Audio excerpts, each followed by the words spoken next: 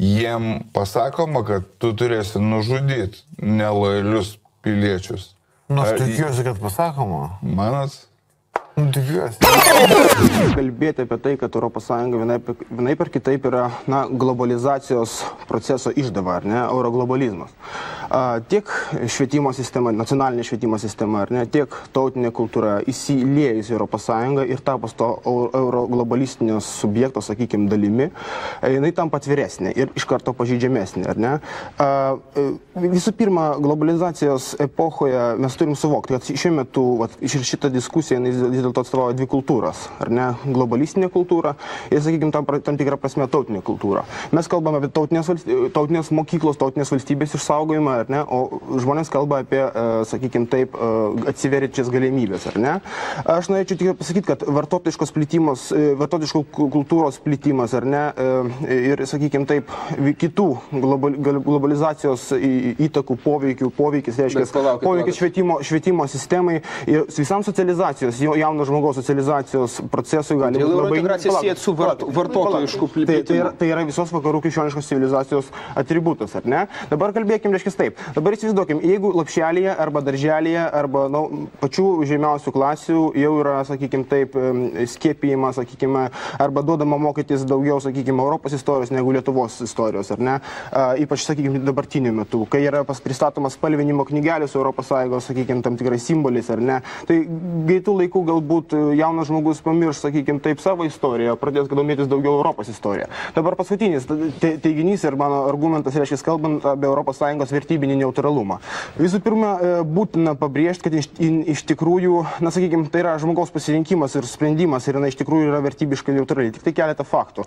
Šis, aišku, nenorėčiau grįžti prie tų, sakykime, homoseksualizmo temos, ar ne, bet vis dėlto reikėtų paminėti. Sausio mėnuo, Europos parlamento sprendimas, 20 balsų persvara, Europos parlamentas priėmė iš tikrųjų neįpareigojantį, greičiau rekomenduojantį sprendimą, kad vis dėlto Europos parlamentas vertintų labai palankiai, jeigu valstybės narės legalizuotų homoseksualistų santuokų įteisinimą. Aš nekalbu, ką su jais daryti, aš nekalbu apie jų deportaciją, bet aš tik kalbu apie tam tikras vertybinės tendencijas, ar ne?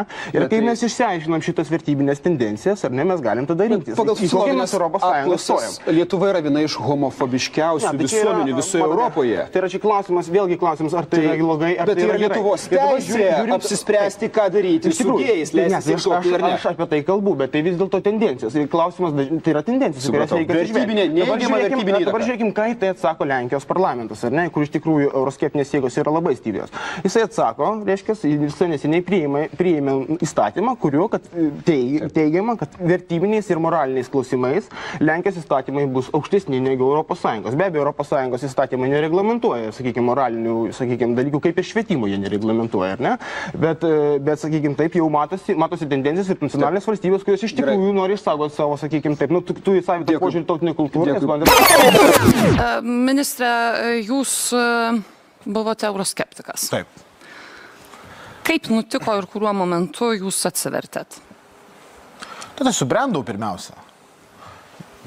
Tarptautinių santykių ir politikos mokslo institutas, išsilavinimas.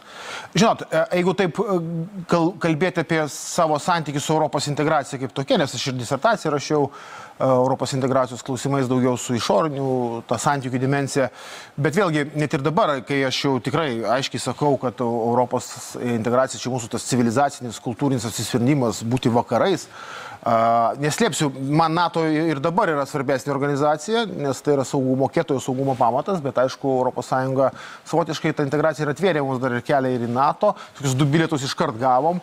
Ir dabar prisideda prie saugumo gal kitom priemonėm, bet ir iki šiol, tam tikri procesai pačioje Europos Sąjungoje, jie neturi būti priimti kaip duotybė. Mes turim kaip valstybė būti kūrianti Europos Sąjungą. Ne tik priimanti viską, bet ir galvojanti, kaip tą Europos integraciją pakreipti ir mūsų nacionalinio intereso kryptimi.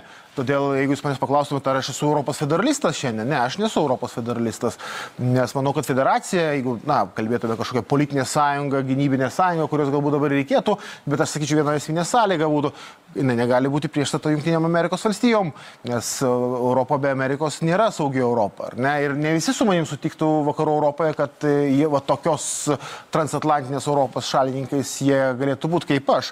Tai tam tikrą prasme ir toliau ta diskusija vizija, kokia ta Europa ateityje galėtų būti, kaip jis saugo savo sieną.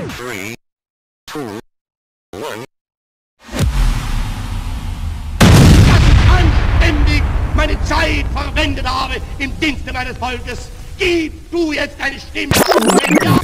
Viskas aišku. Tai va su tokie žmonės, reikia su jais tvarkytis. Čia valstybė reikia daugiau. Taip, va čia valstybė turi daugiau įdėti, nes išsišlok savo kiemą yra labai labai svarbi. Yra dar vienas momentas. Ar visame tame, jau kalbam apie realius, ar visame tame jiem pasakoma, kad tu turėsi nužudyti nelojalius piliečius. Jiem pasakoma, kad tu turėsi nužudyti nelojalius piliečius. Aš tikiuosi, kad pasakoma. Manat? Tikiuosi. Nelabai. Aš tikiuosi, kad pasakoma. Manat? Tikiuosi. Nelabai. Net šauliam ne visiems kartais, man atrodo, kai mūsų vadas toks, tiesmukas ir sako, man reikia iš jūsų žudiko, aš kartais net esu matęs ne savo vaikinų, reiškia, rato žmonių, bet iš tų ten jūs kokiu nors ten akis iš bet žmonės tai visiškai realu. Fuck you! Ačiū gerbiamą posėdžio pirmininkę. Norėčiau kreiptis į Jūs, gerbiamas Laurinai, kaip partijos pirmininką ir kaip buvusi krašto apsaugos ministrą ir paklausti, kaip Jūs vertinate gegužės 29 dieną Kasčiūno TV eteryje Jūsų pokalbį su visuomenininku Gabrieliumi Liaudansku Svaru. Ir cituoju.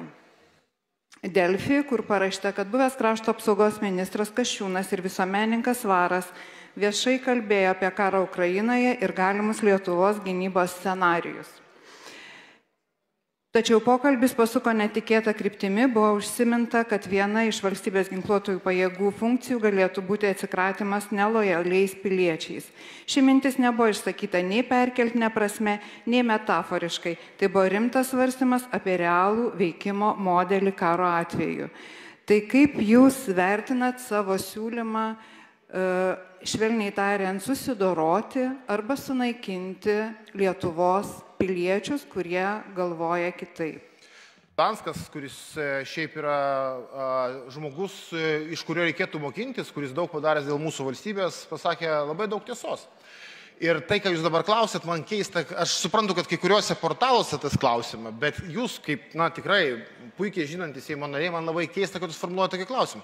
Kas yra diversinės grupės, Jūs žinot? Ar žinot, kas darėsi Ukrainoje su diversiniam grupėm? Kur buvo ir Rusijos piliečiai, ir verbuoti Ukrainos piliečiai. Kas buvo su jais? Jūsgi žinot, kas yra stribai.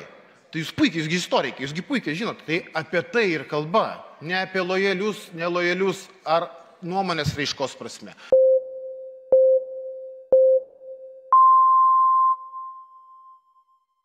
Jiem pasakoma, kad tu turėsi nužudyti nelojalius piliečius. Aš tikiuosi, kad pasakoma. Manat? Tikiuosi. Tai viskas. Ginsimės. Ginsimės taip, kaip moka. Prie šoninio mikrofono Valius Ąžuolas. Ką tik Laurinas Kasčiūnas man pagrasino tiesiogiai. Šaukdamas, tu prisišnekėsi, mes Valiau su vyrais pas tave teisim. Tai ar jis nori išpildyti savo žodžius, kreipsiuosi etikos procedūrų komisiją, kad jis aiškina. Replika, prašau. Žinot, aš atsimenu, gyvenau Lazdynuose ir kai kažkas kamulio neduodavo, atbėgdavo vaikas ir šaukdavo, mama, man košės neduoda. Tai Valiau, tu būk rimtas žmogus, kaip vaikas atrodai, ar ne? Skystalas.